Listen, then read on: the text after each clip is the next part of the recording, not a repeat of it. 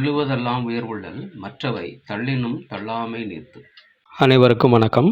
பஞ்சாங்கம் என்றால் என்ன? அதை தினமும் படிப்பதால் உள்ள பயன்கள். நவகிரகங்களின் செயல்பாடுகளை பற்றி கூறுவது ஜோதிடம். ஜோதிடம் என்பது நவகிரகங்களின் இயக்கத்தை கணிக்கும் கணித முறையாகும். மனித வாழ்வில் கடைபிடிக்க வேண்டிய நெறிமுறைகள், சாஸ்திரம் தொடர்பான தகவல்களை தரும் நல்ல வழிகாட்டியாக ஜோதிடம் விளங்குகிறது. நிலம், நீர், நெருப்பு, காற்று, ஆகாயம் ஆகிய பஞ்சபூதங்கள் மூலமாக நவகிரகங்கள் உலகத்தை இயக்குகிறது.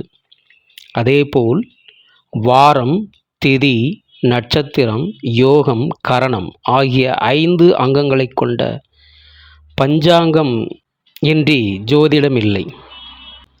பஞ்சாங்கம் என்பது ஜோதிட சாஸ்திரத்தின் ஒரு அங்கம். ஒருவர் பிறந்த நாளின் பஞ்சாங்கத்தை வைத்து அவரின் வாழ்க்கை முறையை அறிய முடியும்.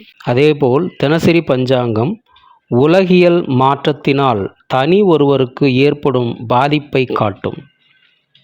ஜோதிடத்தில் நம்பிக்கை இருப்பவர்களும் பாரம்பரியத்தை கடைபிடிப்பவர்களும் தினமும் காலையில் எழுந்தவுடன் பஞ்சாங்கத்தை வாசிக்க வேண்டும்.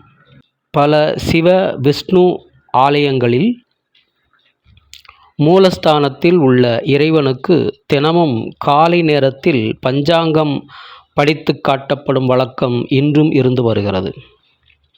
ஜோதிடம் தெரிந்தவர்கள் தெரியாதவர்கள் என யாராக இருந்தாலும் சுப நாள் பார்க்க பஞ்சாங்கம் பற்றி தெரிந்திருக்க வேண்டும்.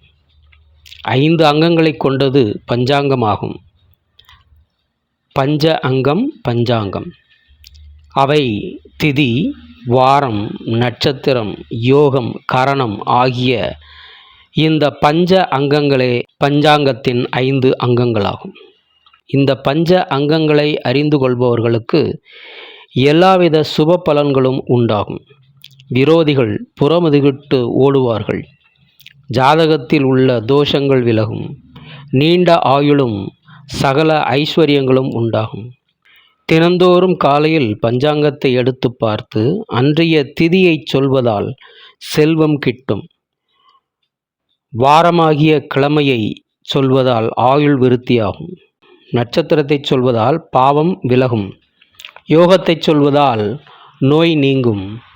கரணத்தை சொல்வதால் காரியம் நிறைவேறும்.